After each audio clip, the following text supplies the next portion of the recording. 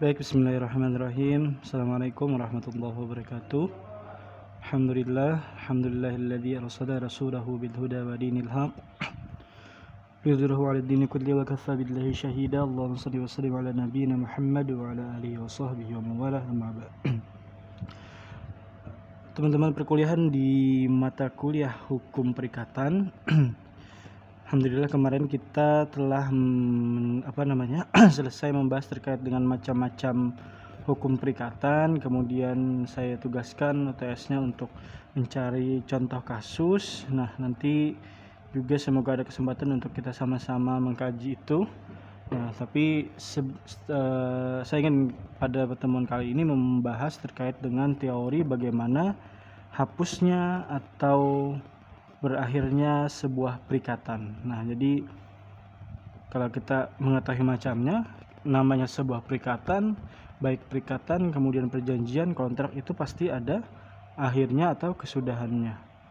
Nanti dimana kemudian muatan-muatan daripada isi perikatan pastinya akan membahas terkait dengan bagaimana perikatan itu bisa selesai atau berakhir seperti itu atau terhapus. Nah, jadi pada konteks ini kita akan menelaah kembali dalam hal hapusnya dan berakhirnya sebuah perikatan. Nah, jadi dalam Kitab Undang-Undang Hukum Perdata atau bergelik Wetboek tidak diatur sebenarnya secara khusus apa yang dimaksud hapusnya atau berakhirnya perikatan. Tetapi yang diatur dalam bab 4 buku 3 BW hanya hapusnya atau berakhirnya perikatan. Nah, jadi secara khusus tidak, tapi ada pembahasan kemudian di bab 4 buku 3 itu ada poin hapusnya dan berakhirnya perikatan. Nah, terkait dengan pasal 1231 perikatan yang lahir karena undang-undang dan perikatan yang lahir karena perjanjian, maka hapusnya pun atau berakhirnya pun perikatan juga demikian. Kalau kemarin kita membahas ada yang perikatan yang lahir karena undang-undang, ada perikatan yang lahir karena perjanjian, maka berakhirnya dan hapusnya pun juga demikian. Nah, yang termasuk hapusnya atau berakhirnya perikatan karena undang-undang adalah pertama konsignasi. Nah, konsignasi ini nanti poinnya kita bahas di sub pembahasan baru. Kemudian musnahnya barang terutang dan daluarsa. Daluarsa juga akan kita bahas selanjutnya. Jadi kita sering dengar kadaluarsa. Nah, sekarang kita dengar itu daluarsa. Ya sebenarnya pengertiannya hampir serupa, yaitu dengan berakhirnya masa waktu seperti itu ya. Nah, kemudian yang termasuk hapusnya atau berakhirnya perikatan karena perjanjian ini ada di pasal 1381 bergelik Wetboek atau BW, yaitu yang pertama ada pembayaran. Jadi kalau ada perjanjian terus dibayar ya otomatis berakhir seperti itu ya. Ada novasi, pembaruan utang, ada kemudian kompensasi, ada konvosio, percampuran utang. Nanti kita bahas per poin tapi tidak dalam satu pertemuan. Jadi ada beberapa pertemuan ini. Yang kelima ada pembebasan utang, dan yang keenam pembatalan, dan terakhir berlaku syarat batal. Nah, hal-hal ini kemudian nanti akan kita bahas satu persatu, poin per poin, untuk memberi pemahaman kemudian apa yang menyebabkan sebuah perikatan itu hapus atau berakhir seperti itu. Nah, pada pertemuan kali ini kita hanya membahas kurang lebih tiga hal terkait dengan yang termasuk dari sebab musabab hapusnya dan berakhirnya sebuah perikatan ya. Ada 3 yang nanti kita diskusikan secara komprehensif, semoga bisa ditelaah dengan baik seperti itu. Yang pertama ada pembayaran. Jadi ada pembayaran. Yang pertama kita jelaskan pembayaran ini berakhirnya kontrak karena pembayaran dijabarkan lebih lanjut dalam pasal 1382 BW sampai dengan pasal 1403 BW ya. Jadi pengertian pembayaran dapat ditinjau secara sempit dan secara yuridis teknis. Jadi dengan pembayaran dimaksudkan setiap pemenuhan perjanjian secara sukarela.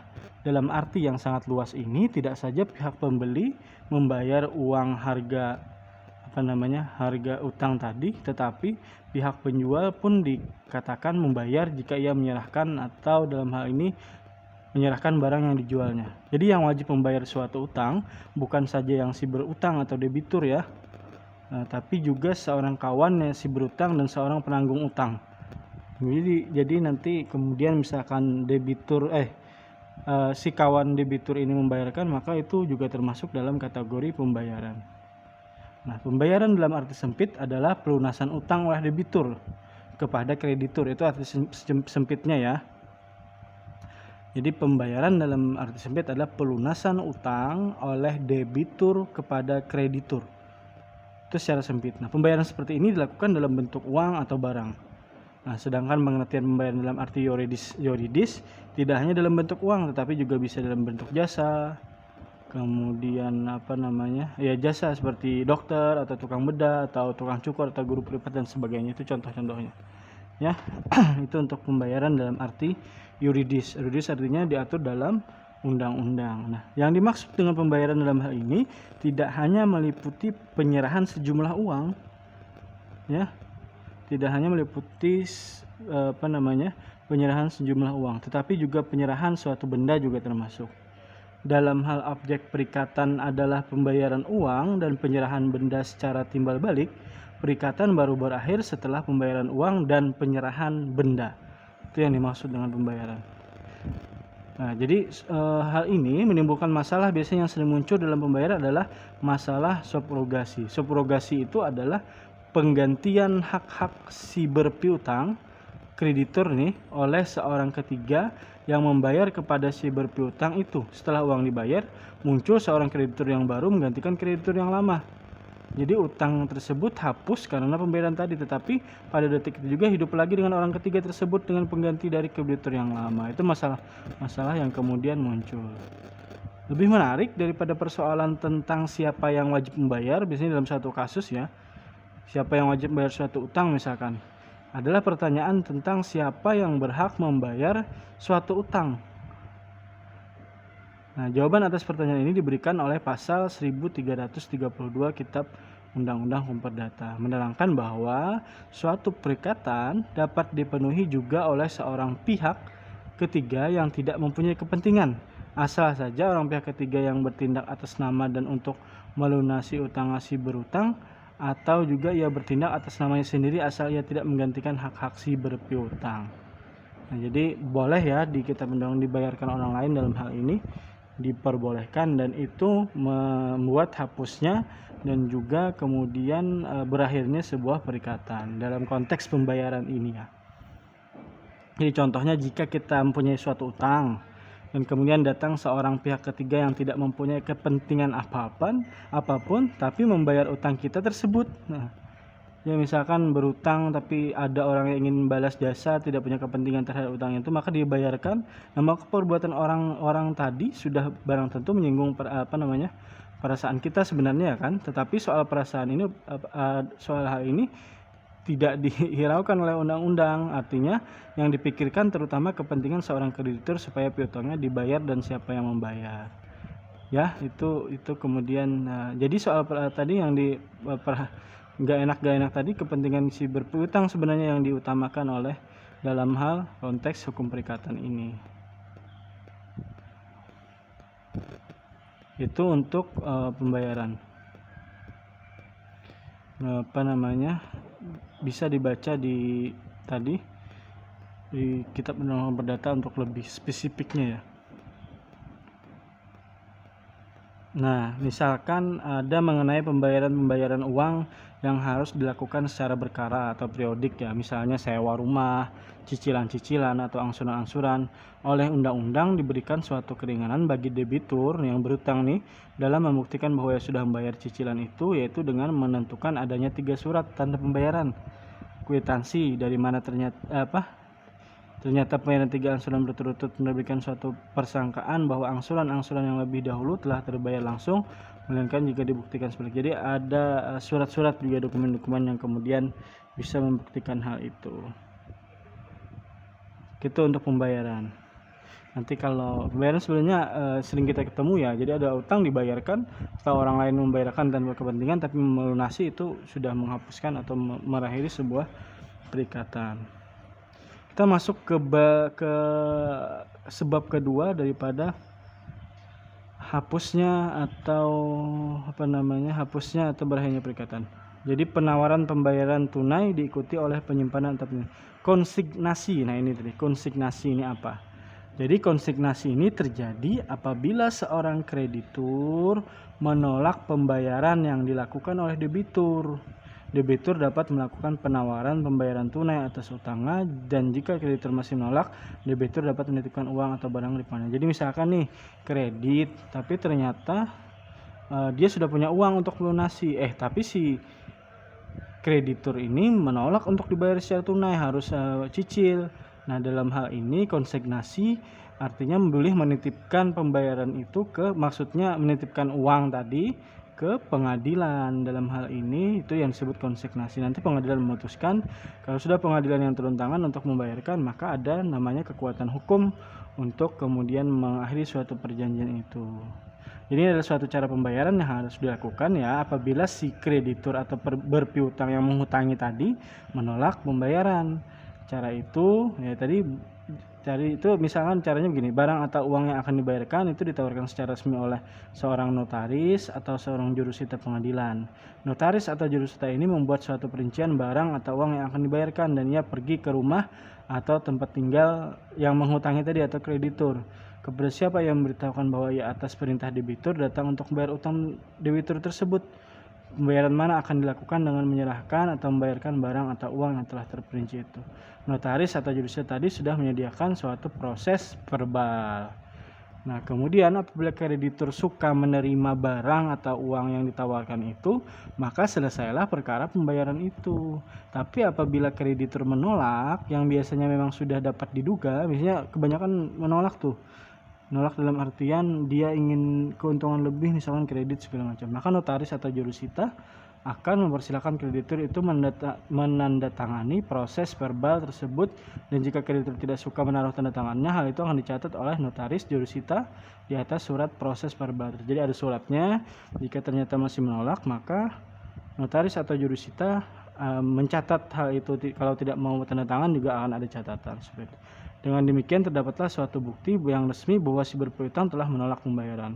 Langkah berikutnya, si debitur tadi di muka pengadilan negeri dengan permohonan kepada pengadilan itu supaya pengadilan mengesahkan penawaran pembayaran yang telah dilakukan itu. Setelah penawaran pembayaran itu disahkan, maka barang atau uang yang akan dibayarkan itu disimpan atau dititipkan kepada panitera pengadilan negeri, dan dengan demikian hapuslah utang piutang itu. Barang atau uang tersebut di atas berada dalam simpanan kepaniteraan pengadilan negeri atas tanggungan risiko si kreditur. Nah, jadi si debitur tadi sudah bebas dari hutangnya. Nah, segala biaya yang dikeluarkan untuk menyelesaikan penawaran pembayaran tunai itu harus dipikul oleh si debitur. Itu yang kedua ya.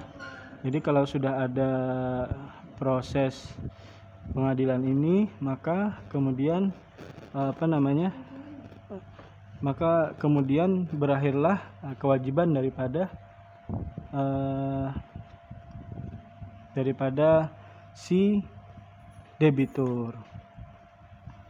Lanjut, yang ketiga adalah pembaharuan utang atau novasi. Nah, jadi pembaharuan utang atau novasi ini artinya ada novasi diatur dalam pasal 1413 Burgerlijk Wetboek sampai dengan 1424 BW.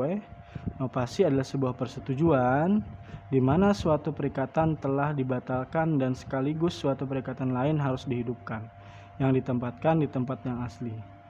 Pembaharuan utang terjadi dengan cara mengganti utang lama dengan hutang baru, debitur lama dengan debitur baru. Dalam hal utang lama diganti dengan utang baru, terjadilah pergantian objek perikatan yang disebut novasi objektif. Di sini utang lama lenyap. Dalam hal terjadi pergantian orangnya, subjeknya, maka jika debiturnya diganti, pembaharuan ini disebut novasi subjektif pasif.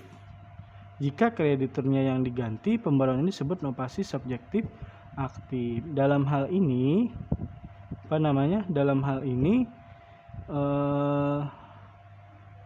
menurut pasal adalah artinya utang lama lenyap ya. Jadi itu yang dinamakan berakhirnya salah satu sebab berakhirnya perikatan seperti itu.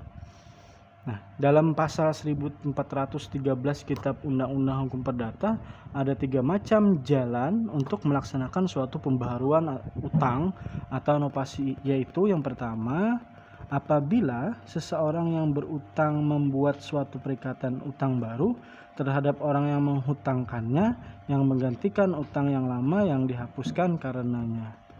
Yang kedua, apabila seorang yang berhutang tadi atau debitur tadi baru ditunjuk untuk menggantikan orang yang berhutang lama yang oleh si berpiutang atau kreditur dibebaskan dari perikatannya. Dan yang ketiga, apabila sebagai akibat suatu perjanjian baru seorang kreditur baru ditunjuk untuk menggantikan kreditur lama terhadap siapa si berhutang dibebaskan dari perikatan. Nah, itu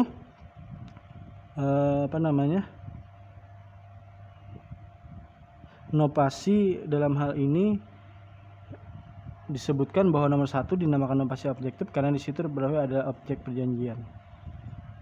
Nah, jadi suatu novasi objektif terjadi misalnya si A yang mempunyai utang kepada si B karena ia telah memberi barang-barang dari si B dan belum membayar harga barang-barang itu, sekarang bermufakat dengan si B untuk menandatangani suatu perjanjian pinjam uang dengan dengan 3% 1 bulan utang si A karena jual beli dengan suatu utang karena pinjam uang dengan hal tadi, maka harus menjadi berpindah kepada yang baru seperti itu.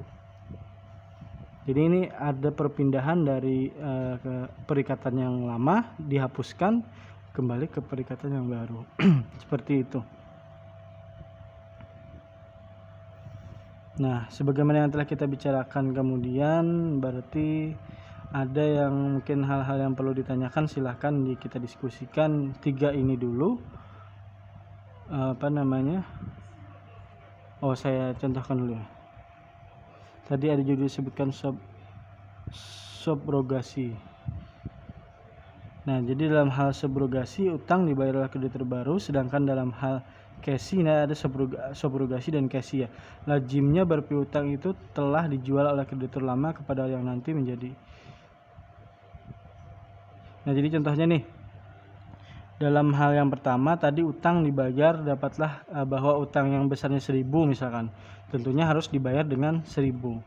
Juga sedangkan dalam hal yang kedua mungkin sekali yang besarnya 1.000 dijual untuk harga 900. Itu jadinya adanya perpindahan dari hutang yang 1.000 tadi, dia beli barang, kemudian 1.000 tadi dianggap lunas, tapi kemudian ada hutang baru 900 misalkan. Nah, itu sebuah kemudian salah satu jenis daripada hapusnya atau berakhirnya suatu perikatan. Demikian kita lanjutkan diskusinya di grup ya. Bagi ada yang ditanyakan, semoga bermanfaat. Subhanakallahumma wa bihamdika asyhadu an la ilaha illa anta astaghfiruka wa atubu ilaik. Assalamualaikum warahmatullahi wabarakatuh.